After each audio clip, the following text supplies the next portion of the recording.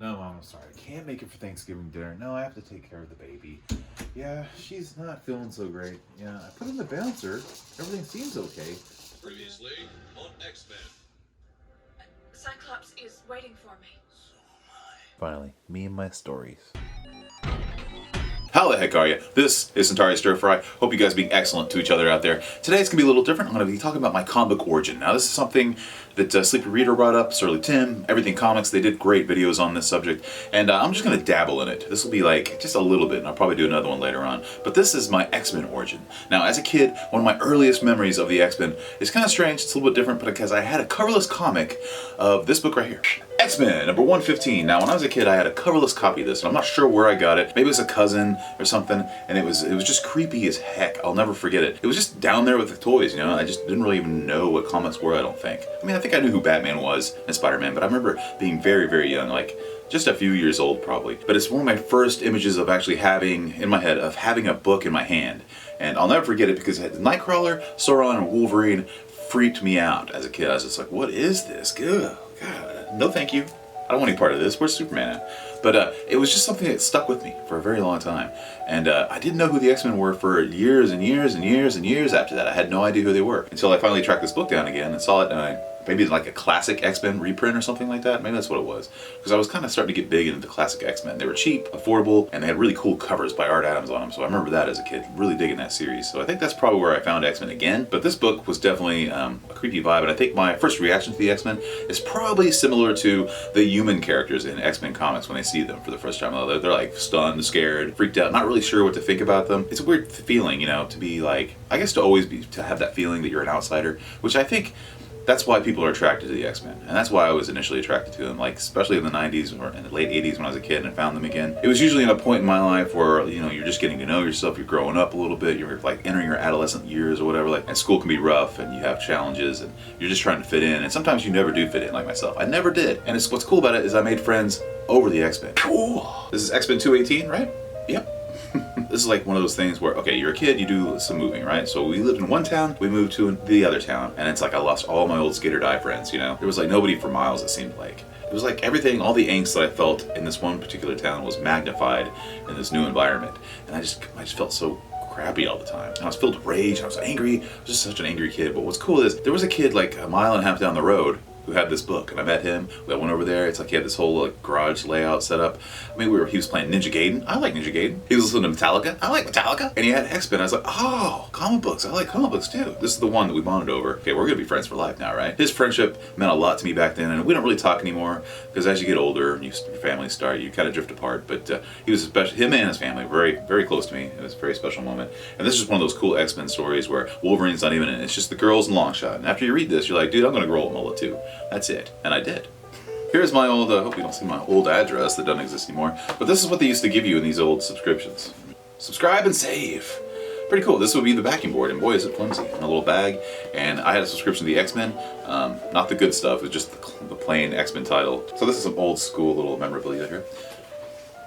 Another one of my favorite X-Men books is definitely this. X-Men 213. This is when Psylocke joins the X-Men, and it's an awesome cover by Alan Davis, and it's signed by the legendary Chris Claremont, the only X-Men writer. I mean, I know Hickman's doing some really cool stuff now, and there's been other cool stories, but when it comes down to it, there's never going to be another book like this for this guy to be able to write the X-Men for like, what was it, 20, 30 years? It was a long run, and he just pretty much created the X-Men. He's what we know today. He's the guy behind Wolverine. I mean, sure, Len Wein did some stuff too, but Chris Claremont's the guy that pretty much made him this older, semi-immortal dude with the healing factor and claws. I mean, he's the one that defined the character. It's really cool how Chris Claremont signs it. He signs it over the X. He's a classy dude. He didn't want to mess with the art. Pretty fun writer, too.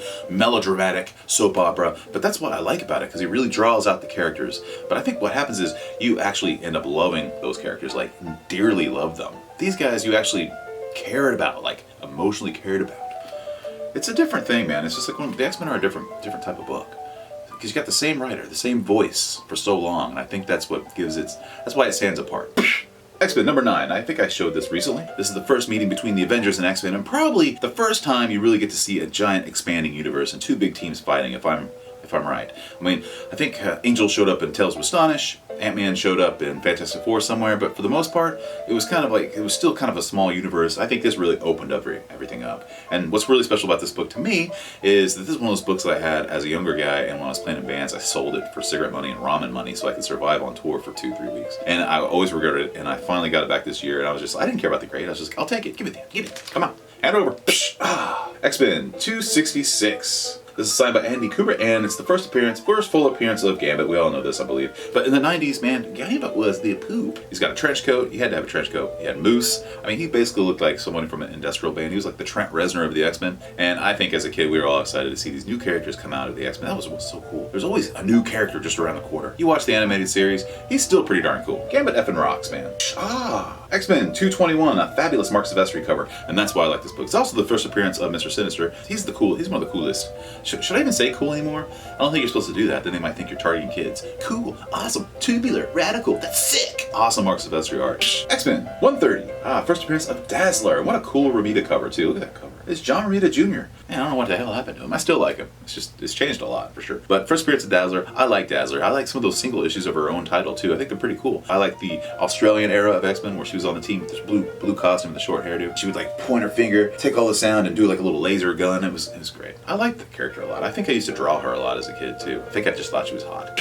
X-Men 58, first appearance of Havoc in costume. One of the coolest covers I've ever seen. It's a Neil Adams cover, and the concept of it is just awesome. His little plasma circle in his costume. He got all the little guys in the middle of his suit there. Neil Adams is just like one of the best cover artists ever. I think he's kind of a jerk, but you can't hold that against him forever because you see another cover by him and you're like, yeah, he's good. I love Havoc as well because, again, it all goes back to the Australian saga stuff. Havoc was part of the team, an endearing, imperfect part of the team, which is kind of what made him charming. He was always screwing up. But I love that costume, man. It's just like these big circles on his head. Oh, I love dumb costumes. So speaking of dumb costumes, X-Men 28, the first appearance of Banshee. Man, you want to talk about dumb costumes? Old Shaun Cassidy. He was like the older member of the X-Men later on at Giant Size X-Men #1. He always felt kind of out of place, and I did too as an adult, because last week I went to this frat party. I got drunk and ran around naked, scared all the all the young people. Nah, that's not what happened. X-Men 136, talking about the death of Jean Grey, the Phoenix. I think she actually dies in the issue after this, I believe. But this is a great John Byrne cover, iconic. It's been cover swiped by Perez on Crisis of Infinite Earths, like the death of Supergirl. But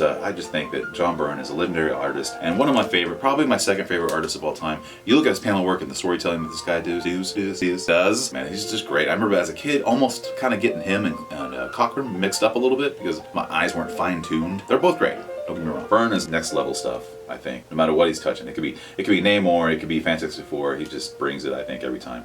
X-Men 129, first appearance of Kitty Pryde, White Queen, Sebastian Shaw, and the Hellfire Club. So, if you can't afford like the really big books of X-Men, I think you can hunt this down for a reasonable price. I didn't pay much for this at all. I was totally fine with an 8.0. I just wanted that historical moment in my hands, my grubby little hands. And Kitty Pryde is a huge part of the X-Men. And man, you can look at almost all media. Like the cartoons, the animated show. Okay, Jubilee was pretty much telling her story. You can watch the movies. Rogue was pretty much telling her story. Kitty Pryde is a huge part of the X-Men and a big part of what made the X-Men seem more human, and it was a nice perspective that she was able to give the reader to all these strange, cool things that were going on, and I think she's just awesome. This is a recent pickup for me. I got this just a few months ago. X-Men 94, 1975. Man, first appearance of the new team in this title, and it's also when Claremont starts to take over. He shares writing, plotting duties with Len Wein, who did the Giant Size X-Men, but Chris Claremont jumped on it, took it over. He took it over, and things have never been the same. I think he did some life-changing work for not only me, but so many people out there. This is the second appearance of Storm, second appearance of Nightcrawler, second appearance of Thunderbird and Colossus. So a very, very awesome book. Like I said, this is probably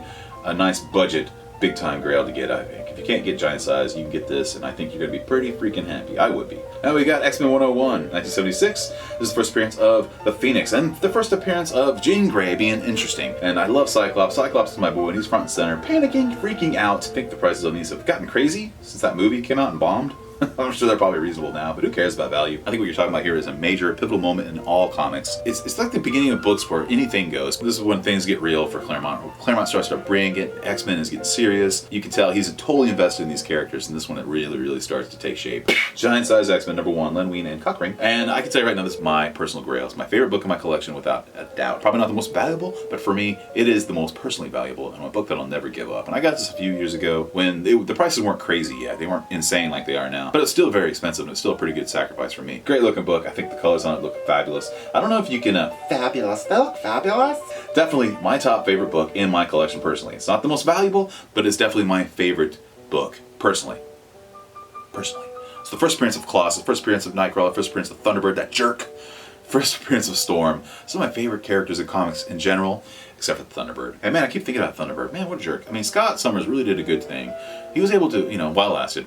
It was a hard job for Scott Summers. He had to wrangle those two jerks. He had Wolverine on one side, Thunderbird on the other, always giving him crap. I mean, one of them had to go, and I think Marvel made the right decision. I don't think that's racist. Okay, so those were my favorite X-Men books at the moment, but I do have 3 that I recently got this week, and we got the last week and a half. Part of my downsizing efforts, and these books have been coming in, and it's been pissing off my wife a little bit, but it's cool. She'll get over it. She'll forget all about it once Christmas comes, and I get her that really, really nice pan for Christmas and an apron. X-Men number 12, the first appearance of Juggernaut. That's a very, very low grade, but I got this for a steal, man. And I was very, very happy. Kane Marco is a very cool and aesthetically pleasing villain, in my opinion. Origin of Professor X as well, which is pretty cool. So they talk about their relationship. But man, what a cool cover by Kirby. And it is beat up, man. It's beat to heck. There's all kinds of wear on the corners and stuff. The whole spine looks like it's been molested and mugged. Very cool book to have to add to the collection for a reasonable price. God, I still love this old X-Men logo with Angel flying across it though. It's like you can just know that's who I guess editorial wanted to make the star of the book. I would almost call this a grail for me as well. This is a huge X-Men book, probably the closest I'm willing to go to X-Men number 1 for now. And this is the second appearance of Magneto, the first appearance of Scarlet Witch, the first appearance of Mastermind, the first appearance of Quicksilver, the first appearance of the Brotherhood of Evil Mutants. So this is like one of those defining moments in X-Men. This is something you'll see in some form represented on film or any kind of media. You're going to see it in some whatever animation that's going on, whatever movie's going on. You're going to see some form of this story right here. Very, very awesome book. Very just awesome, awesome cover. It's so good. I dig it. All right, and finally one last unboxing. I got another one. Let's just cut toward your genitals. My God, you never learn. Real quick, just the book that just came in recently, just yesterday. Got bubble wrap. We got bubble wrap everywhere. It looks great. Here we go. All right. X-Men number 14, first appearance of the Sentinels. Like classic Kirby. Those outstretched, those hands he always does.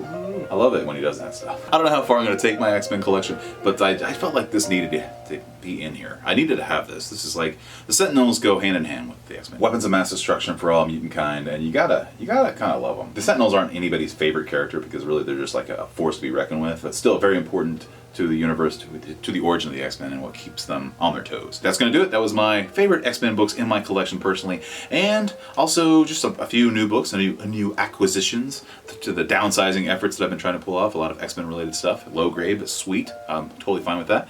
Guys, remember, never judge a book by its cover, no matter how bad they smell, okay? Remember, Magneto was right. Have an awesome holiday. Merry Christmas. See you later.